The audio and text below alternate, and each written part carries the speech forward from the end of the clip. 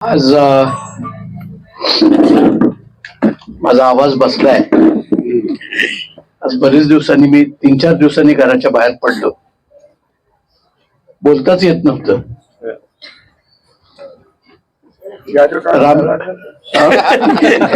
झाला ते म्हणतात, जादूटोणा झाला असं. आता तसं जादूटोणा आमच्या बरोबर बरेच वेळा व्हायचा.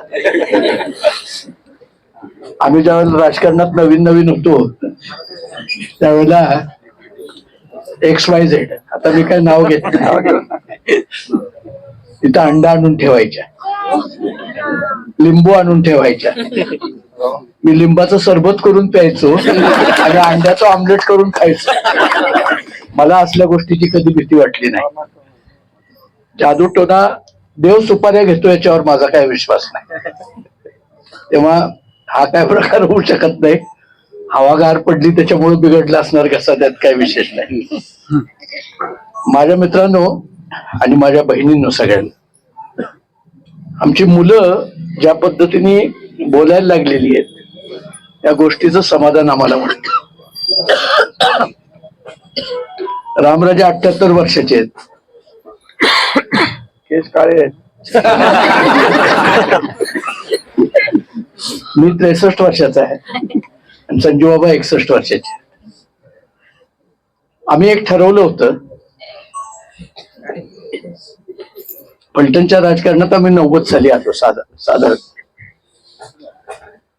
बरोबरचे साथीदार काही होते, काही गेले, काही गद्दार झाले. जे लहानचे मोठे आमच्या जवळ झाले ते पण गद्दार झाले. पण मला वाटत नाही की राजघराण्याला काही माणसांची कमतरता आहे. अ गेला तर ब येतो, ब गेला तर क येतो, क गेला तर ड येतो, आणि गद्दार माणूस जर गेला तर चांगला माणूस येतो. हे निश्चित आपण लक्षात ठेवा. ज्या पद्धतीने गद्दारी यावेळेला झाली ना, त्या पद्धतीने आम्हाला तर हिशोब राहिला नाही की ही माणसं चुकीची होती की आमच्याच चुका होत्या. अख्खी मंगळवारपेठ जशीच्या तशी राहिली, यांचीच घरं बदलली, यांचेच बंगले उभे राहिले. मंगळवारपेठेत अजून कुठल्या वकील असलेल्या मुलाचा बंगला उभा राहिला नाही. मग नेमका हा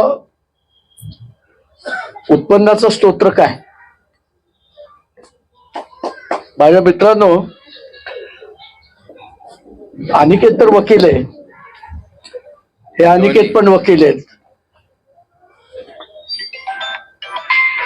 परंतु ह्या ज्या समोर आलेली माणसं आहेत, मग तो नगराध्यक्षाचा असो नाहीतर नगरसेवकांचा, यांचा धंदा काय? यांचा धंदा नगरपालिका आहे. आणि यांचा धंदा नगरपालिका असल्यामुळे बिल्डर लोकांना धमक्या देणं, त्यांच्याकडून पैसे काढणं. 400 लोकांच्यावर तक्रारी दाखल केलेल्या आहेत. धुळीचं साम्राज्य या गावात कोणी निर्माण केलं असेल तर ह्या कॉन्ट्रॅक्टर लोकांना त्रास देऊन देऊन देऊन रस्त्याची कामं, भुयारी गटाराची कामं न होऊ देणं, याचं कारण या गावात धूळ होण्याचं झालेलं आहे. गेले 4 वर्ष या गावात बॉडी नव्हती, नगरसेवक नव्हते. सीओ हा या मंडळींच्या अंडर काम करत होता. संपूर्ण प्रशासकीय दहशत राबवून या तालुक्यामध्ये तुम्ही जर बघितलं असेल की यांनी कोणाला जवळ केलं, पहिल्यांदा कोणाला जवळ केलं तर पहिल्यांदा 2 नंबरचा धंदा करणारे सगळ्यांना जवळ केलं. मग ज्याचा मटक्याचा धंदा आहे त्याला जवळ केलं, ज्याचा चक्रीचा धंदा आहे त्याला जवळ केलं, ज्याचा 2 नंबरचा खासगी सावकारकीचा धंदा आहे त्याला जवळ केलं, ज्याच्यावर मोका आहे त्याला जवळ केलं. धमक्या देऊन देऊन देऊन देऊन ही माणसं जवळ नेली. अहो, कायदा आम्हालाही समजतो, कायद्याने ही सगळी माणसं जाम करता येतात हे आम्हालाही माहितीये. परंतु आम्हाला एक समजतंय की माणूस जिंकता आला तर फक्त प्रेमाने जिंकता येतो.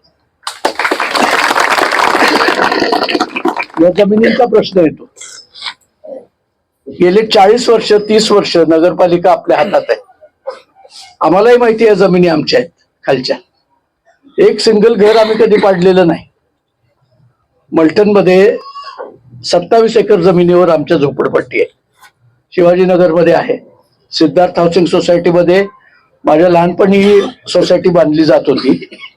त्यावेळेला उल्फाबाई असायच्या. मला अजून आठवतं उल्फाबाई चव्हाण. त्यांचे वडील होते काकडे शंकरराव चव्हाण. टोपीचं दुकान होतं. काकडे मला शंकरराव काकडेच आठवतात मला. हे सगळी माणसं इथं होती. मला सांभाळणारी चंद्राबाई इथं होती. आम्हाला सगळ्यांना लहानचं मोठं करणारे विठोबा रणदिवे इथं होते. 72 साली माझ्या सगळ्या बहिणी मंगळवार पेठेत येऊन बसल्या होत्या गाडीमध्ये. कारण विठोबा रणदिवे त्यावेळेला आजारी होते त्यांच्या घरात इकडच्या बाजूला. आणि आम्ही सगळे गाडीत बसलेलो होतो. आणि त्या दिवशी विठोबा रणदिवेंनी प्राण सोडला. मला स्वतःला बाळांनी सांगितलं की मंगळवार पेठेतल्या लोकांना शिव्या येतात. मी ऐकलंय. भैया तुम्हाला आठवत असेल की मी बाजारे मास्तरच्या शाळेत होतो आणि भयंकर शिव्या द्यायचो. तर आमचं जे कंपाऊंड होतं ते असं 100-200 एकर होतं. सगळी मंगळवार पेठ धनगरवाडा सगळं तिथंच कामाला असायचं. दुपारची जेवणाची सुट्टी झाली की मंगळवारातलं जेवण चवदार असायचं खायला. ते त्या बायकांच्या डब्यातलं खायचं, गाड्यांच्या डब्यातलं खायचं. आणि ते एकमेकाला शिव्या द्यायचे ते आम्ही शिव्या शिकायचो.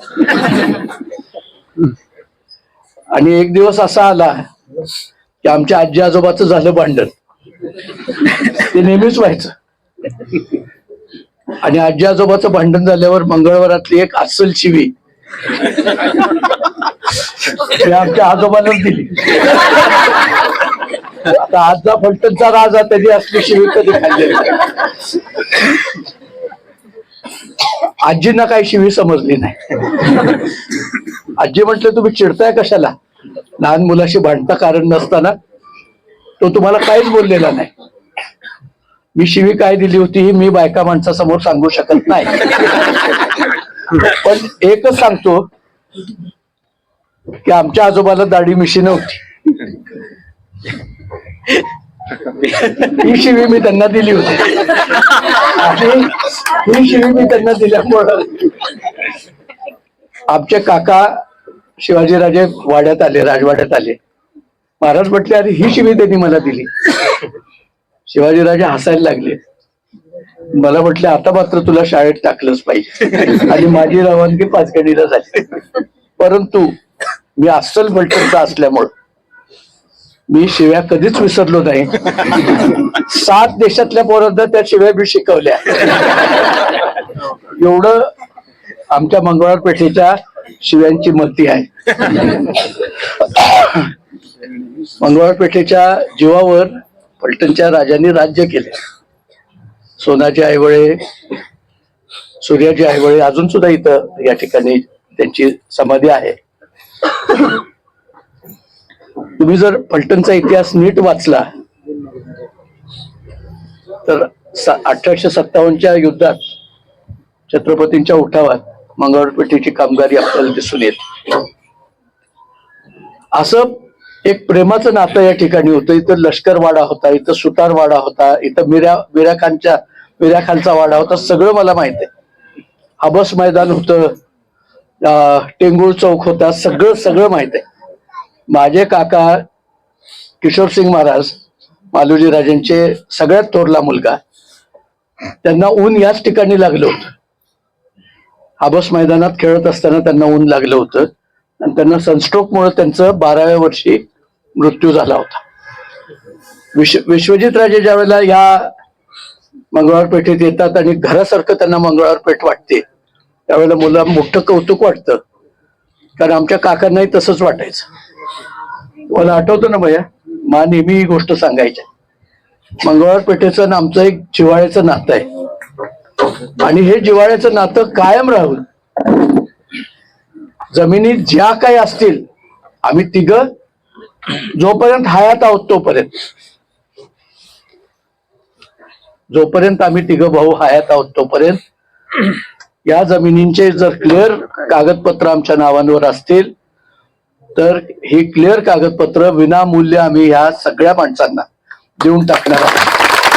तुमच्या मालकीची घरं व्हावीत, तुमच्या मालकीची घरं व्हावीत आणि तुमच्या जागा कोणीही ढापू नयेत ही आमची प्रामाणिक इच्छा आहे. गाव वाढत जाणारे, गाव मोठं होत जाणारे, उद्या या गावात बिल्डर लोक येणार आहेत, उद्या या गावात लँड माफिया येणार आहे आणि त्यावेळेला मंगळवार पेठेला कोणाचाही त्रास नको म्हणून तुम्ही लाड केलेले तिघं भाऊ आम्ही आणि आमचे पुढं पोरं 3 ही तुमच्या आम्हावर केलेल्या प्रेमाला उतराई हो. आज एवढंच या ठिकाणी सांगणार आहे. मालकीची घरं करणार हे वचन आज या ठिकाणी देतो आणि मी रामराजांना विनंती करतो की त्यांनी बोला. मला जास्त बोल